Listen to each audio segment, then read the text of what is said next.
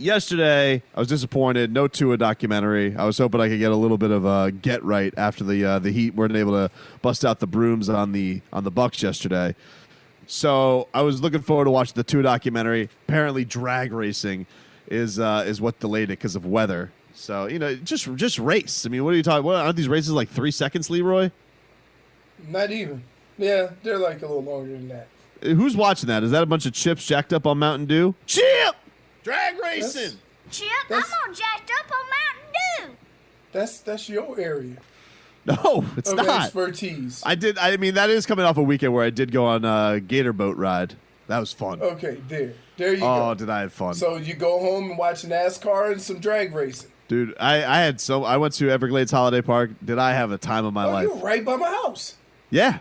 Oh, dude, I had such a good time. I brought my my son and I had my whole family there. I had my wife, my daughter, my son, and my mother-in-law came, and we got front row seats right there because it wasn't crowded at all. You think? It wasn't crowded at all, and so we got front row seats right for the Gator show, Leroy. And let me tell you something, my son, he has been. I bought him a stuffed gator afterwards, obviously at the gift shop.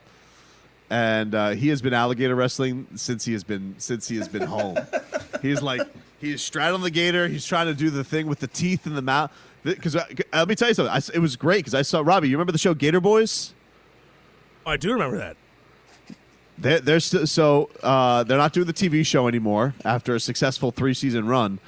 But the Gator Boys are still there a couple days a week, and so I got the star of the show did the Gator show. So this guy was like. I mean, he was doing the thing where he put his head in the thing's mouth. He put his hand in the thing's mouth. It was amazing, and did it with what he claimed. I mean, he could be lying. I mean, I don't know what gators are part, but he claimed this was a Gators virgin show. So he was doing it basically with like a wild gator. What a time, Leroy! Whoa. What a time! And then we went out on the boat ride afterwards. Seeing gators left and right pop up. My wife got so scared. Really? Oh, it was a delight. Just tell her to throw a subtle at him. Oh. Hey, man. I told you that in confidence. Gators, ladies. Better be wearing jimmies. Or werewolf. It is werewolf. I don't know. That's not a joke because that's how it's said. By who? Ow. By people. Send me a something that says another person that says werewolf. I did. We already played Werewolves in London. He says werewolf, dude. No, he's ow, Werewolves of London. Ow. Okay, so let's get back to this. So Coach Flo, all right. He was asked this week about, all right, you guys got rid of Rosen. What does that mean for Tua? Does that mean you guys are comfortable with Tua, and does it mean you believe in Tua? So here was him on, does cutting Rosen mean you guys believe in Tua? Look, Tua had a good camp. Fitz had a good camp. Josh, had a good camp. I mean, all these guys were competitive. There's a lot, of things that go into making the decision. Obviously, from a health standpoint, we feel good about where Tua is. At the same time, we're not saying that, Tua's number 2. We're not saying that he's number 1. You know what I mean? We're just we're going through it. We're still making evaluations. We're still looking at every possible scenario. We got a bunch of guys who are going to be released this evening. But yes, at the end of the day, we feel good about where Tua is, and same as Fitz. And we're going to move forward with those 2 guys, and we could potentially add another quarterback or someone at another position as well. So not saying he's 2, not saying he's 1, Leroy. Not ready to make that determination. Still evaluating. Do you understand how a lot of coaches do these press conferences? They do these pressers so that they answer in a way that doesn't require more questions. Yeah, well, here's right? the thing. So if you answer a certain way with Tua, you're gonna get bombarded with questions. So what he basically tried to do is he tried to stay ahead of the game. Yeah, didn't work. By saying all the things and saying absolutely nothing. Yeah, it didn't work though because he was asked more questions. I about do Tua, the same thing with my obviously. relatives when I'm on the phone with them, and I just say the answer that gives the least amount of follow-up questions. I've used that move too, for sure. That's But like, why don't you guys realize that yet? because to me, his answers are leaving more questions than answers. Really? He's doing the opposite of what you're saying. The only other question should be, who's the starter?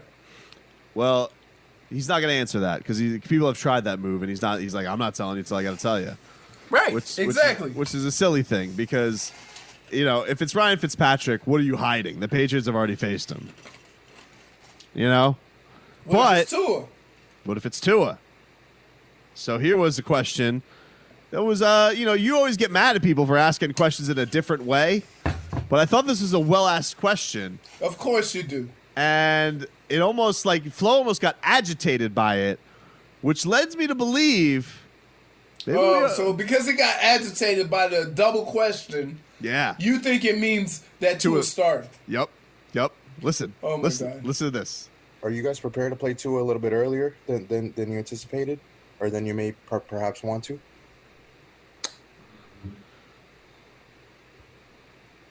Look, he's had a good camp. He's been competitive. He's improved. I think if he had to go in, I think he'd prepare himself and do the best he could. Obviously, he's shown improvement, and right now, I would say he's shown a lot of improvement. And if he had to go in and play, that's how it would be. Now, a rookie playing early on, we may have that at some other positions, and if that were the case, and that's what it would be.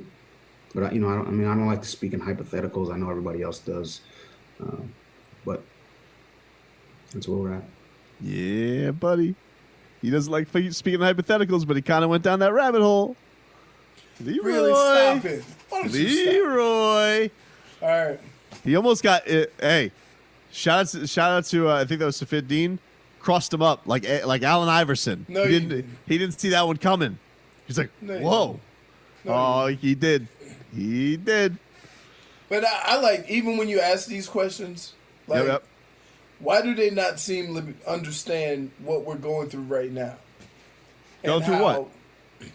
With no preseason games, it's absolutely going to be difficult for a rookie quarterback to play. Now, Sure. in some circumstances, you have extenuating circumstances like Cincinnati. But for the most part, to put a quarterback out there that hasn't played a preseason game or anything like that is a tough spot. I'm not saying, and I don't disagree with you, which is why I think it's good news that they got rid of Josh Rosen. I'm like, Why? well, because it would have been completely understandable, even with whatever you think the roster situation is. It would have been completely understandable that you'd want to keep Tua as the third quarterback and not have him play, just observe, just have him go through the game day scenario. Now he's literally a snap. Even if he's not starting, he's literally a snap away from playing. Okay, he'll be ready. And that's I'm not worried about- that's look. good, but that's good news to me. Look, here. If you had a choice between Rosen and a healthy Tua, at any point, you're going to put Tua in. So, the fact that they were able to get something for Rosen made that deal easier, that Tua was But they didn't able get to anything. play. Now, being said, if Tua had to play, you're not going to win many games. Because he didn't say that with a whole bunch of confidence in Tua, other than Tua has progressed. I disagree. I think he almost wanted to keep the confidence down. Like trying he was trying to be a rain, That's football. he was trying to be a rain cloud on his own picnic. It's football. There's nothing but rain clouds floating around the football field. Really what I think was happening was he actually packed his picnic basket and there's a pineapple in there and he's ready to just dive into some fruit salad. No. Yep.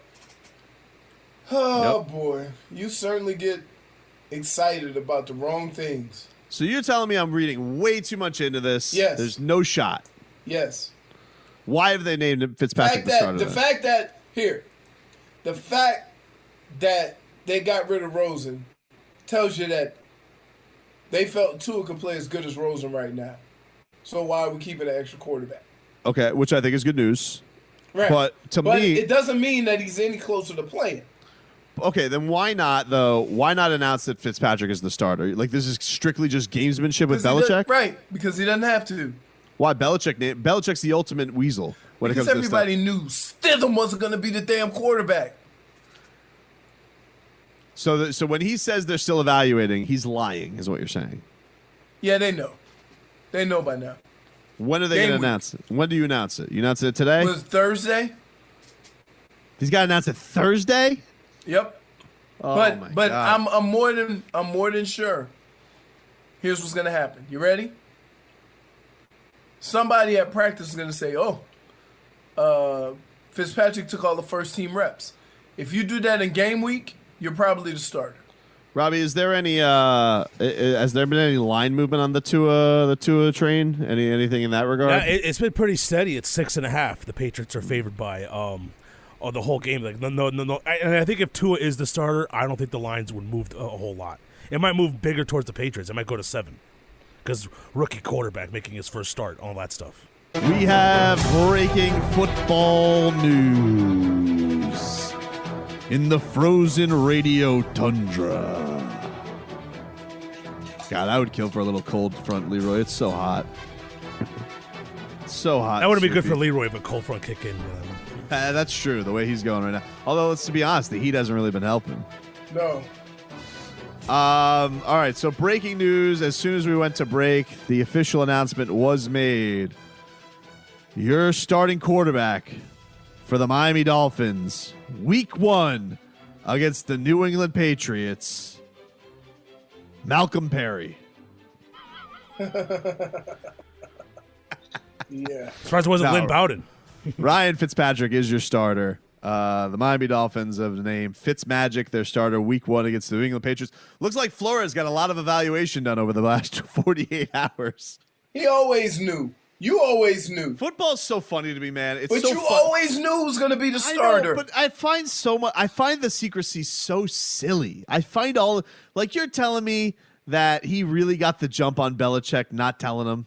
No, it has nothing to do with that. What does it have to do with? Why? Okay. Here. Naming Fitzpatrick the starter 2 weeks ago does what? Just establishes a hierarchy. No, but what you want to do is, by waiting until this point, is you want to keep everybody who has a shot at that job to continue working. So you think that, but you think Tua is going to not work as hard if he doesn't have a shot at the job? But I'm just saying, always dangling that carrot gives you extra motivation. I guess. Even if you already know who's going to be the starter. Seems like silly football games to me. No, it's not. It's fine. Silly nonsense that we go through all the time with the football. Never ruling anything out. I'll say this. Everybody can't single anybody out at all. Coaches think like this. If I give the name of the starter right away, who's to say that the guy that is the starter doesn't get comfortable? Yeah, but Fitzpatrick's played for 20 years almost. Let's go. And guess what? And for 20 years, you know what he's done? He's come out of the gate strong and then start throwing the ball to the other team. Well, look, I miss football, so obviously still excited for Sunday, but, it does feel a little bit like now I'm just counting the days. Like, let's wait. Let's just wait until it happens. The move. You are. The move. You know what I'm talking about. What if he's playing well? Maybe he will. He's got his guy Changalian. It's his offense. He knows it like the back of his hand. He doesn't have to be the leading rusher anymore. That's kind of cool. Yeah. Now, Jeez. hopefully Devontae Parker's out. Like, Devontae Parker, I don't feel like he's practiced in a while. So hopefully he's getting healthy soon. I mean, to be honest with you, it felt like nobody practiced in a while. Well, that's because we have another stock report. No, any stock reports, Robbie? It's still gone? There's no stock reports to have. They're at the 53-man roster. Well, it does. I feel like we should still keep stock of the 53-man roster. Why? Stock up, stock down. The whole point of stock up and stock down is to give you an idea who's going to make the team. Are you nervous about the Cam Newton revenge game? Because this is like revenge season for him.